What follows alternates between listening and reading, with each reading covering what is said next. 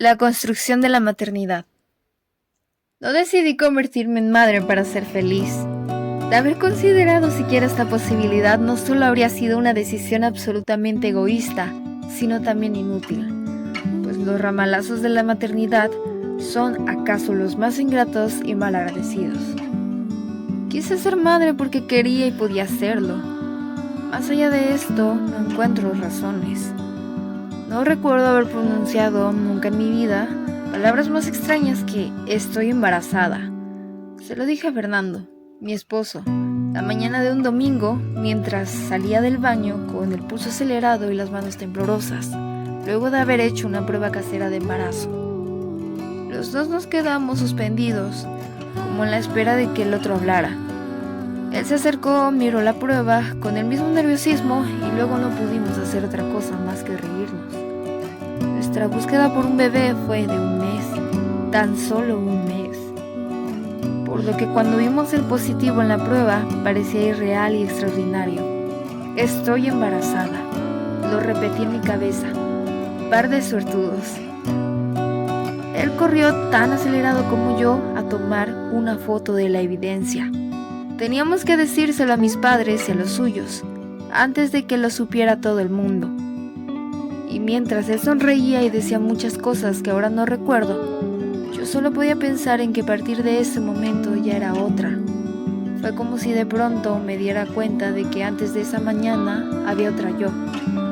Una que había dormido con la idea de ser alguien y ahora, allí en la puerta del baño, era sustituida por una nueva. Una que no había sido antes. Fueron segundos rápidos y etéreos, en los que me di cuenta de que ya era madre. Y eso, absolutamente, es definitivo y verdadero. Si algo he aprendido a la par, es que la experiencia de la maternidad es tan intransferible como la experiencia literaria. De hecho, para la maternidad no hay certezas, tampoco convicciones. Escribir sobre ser madre es casi una ceremonia física y emocional, tan misteriosa como la de crear vida. Es indagar en uno de los tópicos más latentes de la feminidad.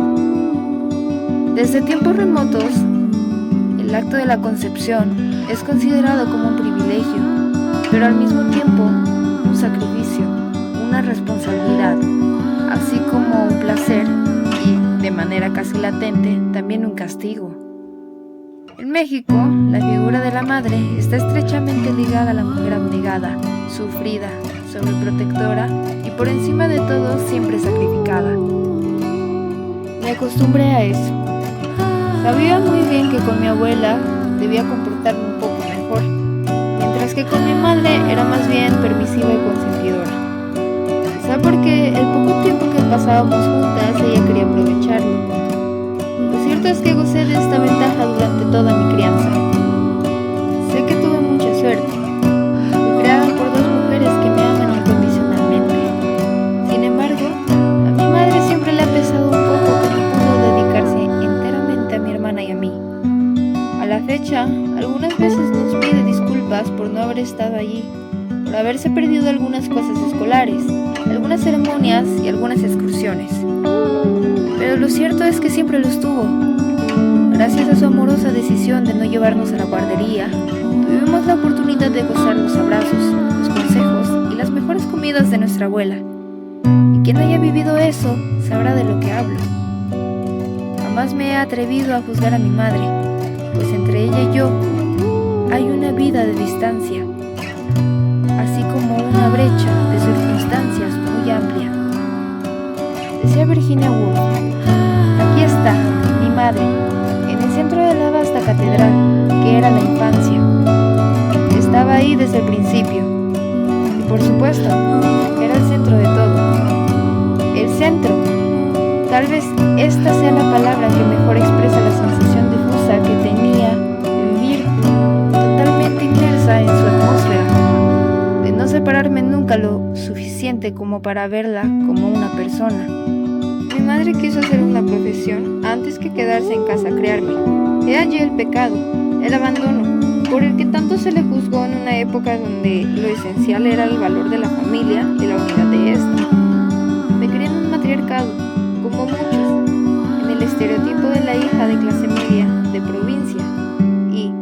además tradicionalmente católica. Sin embargo, no recuerdo haber expresado nunca antes en mi vida el deseo de ser madre. Para mí la maternidad era un concepto alejado, demasiado ajeno como para enterarme de ello siquiera. No me gustaban los niños, ni siquiera cuando yo era una. Los infantes que no podían correr o jugar conmigo me ponían de mal humor y los descartaba inmediatamente por parecerme aburridos y tediosos. Tampoco soportaba los llantos, ni los mocos, ni los vómitos, ni las manitas sucias de los más pequeños. Pero un día ocurrió. Quise ser madre, por supuesto, con al menos 20 años de distancia y respaldada por la decisión de mi esposo también. Ambos deseábamos un hijo y entonces elegimos reproducirnos, convertirnos en padres y experimentar los sabores de la concepción. Asumimos que probablemente tomaría tiempo y estaba bien para nosotros, pues queríamos tener algunas cosas en orden antes. Detalles mínimos como crear un ahorro e irnos de vacaciones, preocupaciones de millennials. Sin embargo, el embarazo sucedió más pronto de lo que yo misma imaginé. Nos embarazamos a la primera, sin avisos ni advertencias. ¿Qué clase de madre voy a ser? ¿Qué clase de madre tengo que ser? Recordé una frase de Simón de Beauvoir: los hijos son la obligación de formar seres dichosos. Entonces comencé a temer. La mañana que Sylvia Plath se suicidó, la puerta de la cocina estaba perfectamente sellada para que el olor a gas no se filtrara por toda la casa donde sus hijos pequeños dormían. Al lado de las camas de cada uno de ellos había un vaso de leche por si despertaban con hambre. La anécdota no deja de parecerme conmovedora. Antes de ser suicida, una mujer es una madre. Que los hijos no sufran, que no pasen hambre y que vivan por encima de la muerte. La renuncia de la madre no tiene por qué ser la renuncia de los hijos. Sin embargo, Sylvia Plath ni siquiera imaginó que años después, su hijo menor, Nicholas Hughes, también se suicidaría en la soledad de su domicilio. Formar seres dichosos. Vaya dificultad. En principio, habría que pensar en que la dicha no viene por efecto hereditario, no es rasgo adquirido por el ADN, sino más bien una circunstancia. Ser niños felices por encima de todo parece ser hoy la tendencia. Que si la crianza con apego, que si la estimulación temprana, que si la lactancia prolongada, todo va encaminado a evitar, bajo cualquier circunstancia, la frustración en los pequeños. Es decir, persiste una búsqueda por la felicidad permanente que satura las mentes de los padres, a tal grado que cualquier fracaso en la vida de los infantes es considerado perjudicial y nocivo. Esta urgencia por la satisfacción plena de los hijos no solo complica el concepto de la maternidad, sino que también lo distorsiona un poco. Las madres entran en un conflicto tremendo. Debo hacer todo bien. De lo contrario, engendraré algo peor que un Hitler. Hacerlo todo bien. Hacerlo todo. Porque en cuanto se tiene un hijo, entonces viene la renuncia verdadera, la negación, incluso de la feminidad, de esta particularidad que nos convierte en mujeres. La madre tiene que sacar al otro adelante, no importan las consecuencias, enfrentándose a aquello que la escritora Adrienne Rich describe muy bien como la cólera y la ternura, lo que es la alternancia moral entre el resentimiento amargo y los nervios crecientes y salvajes, y la gratificación y la ternura más felices. El sacrificio, pues, íntimo de ser madre. ¿Dónde está la tregua entonces? ¿Dónde se halla el equilibrio emocional de esta relación entre madre e hijo?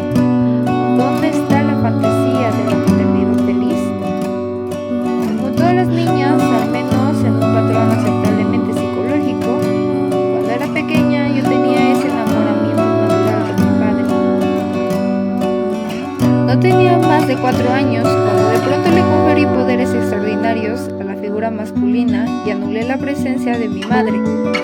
A mi perspectiva infantil, pasar tiempo con mi padre era mucho más divertido y rechazaba la presencia de mi madre en cada cosa cotidiana. Pero repentinamente, por esas mismas fechas, en el jardín de niños me contagiaron de paperas. Caí en cama más de un mes y conmigo también mamá. Ambas estuvimos enfermas y recluidas.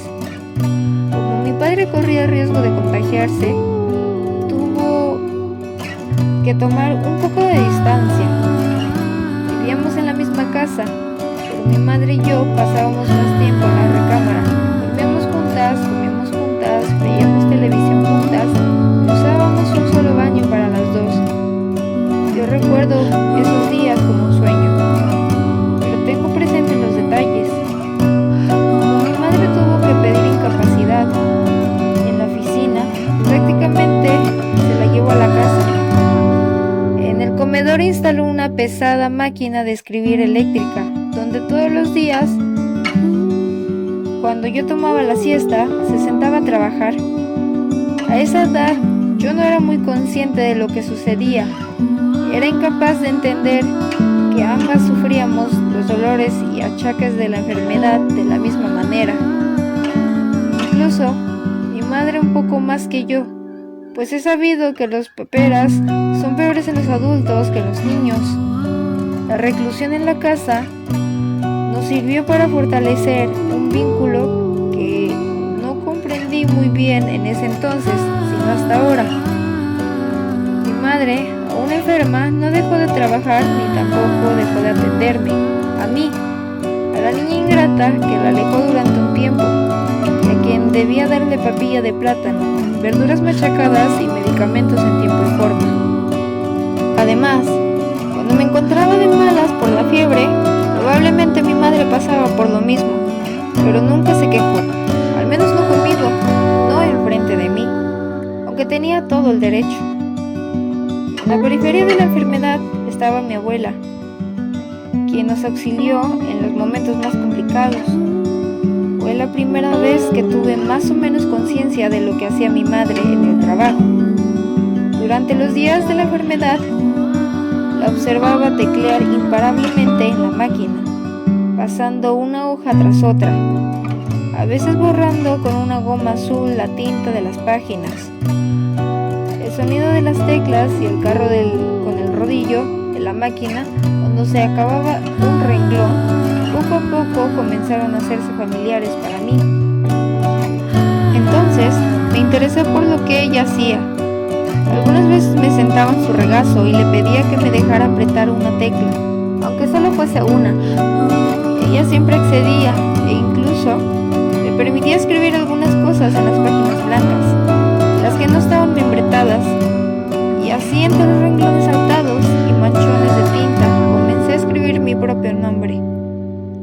El tiempo que pasamos aisladas en casa con cubrebocas y analgésicos debió ser una eternidad para mi madre. Ella apenas si se daba descansos de la pesada máquina para recostarse en la cama. Evidentemente, yo empecé a mejorar mucho antes que ella, pero no pude regresar al colegio hasta que pasó la cuarentena. Pienso que no fue la primera ni la única vez en que mi madre se sintió enferma, frustrada, con ganas de decir ya basta, renuncio, ya no quiero ser una madre. Pienso en que hubo más momentos en los que probablemente se cuestionó qué habría sido de su vida si yo no hubiese llegado inesperadamente en el primer año de su matrimonio. Mi propia maternidad me ha remitido a la infancia, a esa estación breve en la que no se tienen muchas certezas, pero incluso se sabe mucho más de uno mismo que en cualquier otro momento. Tus miedos, tus caprichos, el ensimismamiento en el que viví de niña vuelven a mí como un desafío. Tengo que mirarlos y no esquivar el rostro. Tengo que hacerme cargo de ellos y no evadirlos.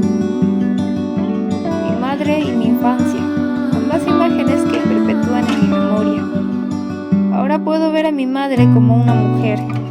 Puedo entender sus renuncias, los privilegios y las comodidades que perdió al darme la vida. Y al mismo tiempo confirmar que yo pronto comenzaré con las mías. Intento ver los resquicios, las fisuras de ese amor que me une a ella, y así contemplar los errores. Algunas veces me atemoriza la sola idea del sufrimiento maternal. Me pregunto muchas veces si seré capaz de soportarlo, si podré bregar con la vida siendo una madre. ¿Cómo seguir siendo yo? ¿Cómo defender mi espacio? ¿Cómo darle paso al instinto maternal sin dejarse devorar por el egoísmo, o peor aún, por la persistente sensación de desdicha? Tal vez nunca se podrá hablar de una verdadera vocación de madre. Todavía, hace unos meses, yo no sabía que tenía una, hasta que me descubrí embarazada. Entonces todo cambió. De pronto sentí que cada una de mis acciones tendría resonancia en el destino de otro ser humano. Nunca me había sentido con tanta responsabilidad ni tan asustada. Miraba a mi esposo, quien tan contento y jovial disfrutaba de la primera etapa del embarazo, igual que se disfruta un espectáculo en el que uno solo es el público. Mientras que acá, de este lado, todo ocurría de una forma real y vigorosa. Mis caderas ensanchadas, mis pechos que dolían como si fuesen atravesados por dos pernos, la salivación nauseabunda cada vez que a mi nariz llegaba un olor que no soportaba, el insomnio sustituido a veces por la irresistible sensación de un sueño de plomo, el aumento súbito de peso y la hinchazón de pies. Todo ocurre en mí. Allí estaban los primeros crecimientos de la construcción de mi propia maternidad. Allí estaba el silencio, la renuncia familiar de la mujer que pese a la pesadumbre sigue, lucha y resiste el camino. Era el sufrimiento primigenio que me saludaba y me abrazaba, como una especie de felicitación, como diciéndome, enhorabuena, ya eres madre. Pero también estaba el gozo. Podía sentir en mi cuerpo, en lo más recóndito de mí, el deleite insondable de crear vida. En mi vientre llevaba las reminiscencias del placer, del triunfo de la experiencia amatoria concreta, en una experiencia vital. Me sentía capaz de todo, pues mi cuerpo lo estaba haciendo todo. Encontré la ambivalencia de la angustia y el goce. Fue como mirar por encima de la oscuridad, incluso del dolor, asumir mi genitalidad, no solo como parte de la sexualidad, sino también como punto de partida para la creación de constelaciones. Fue la primera vez que me vi a mí misma, de cuerpo completo, como una representación poderosa de algo mucho más infinito de lo que podía entender. Soy una madre, qué prodigio, qué maravilla.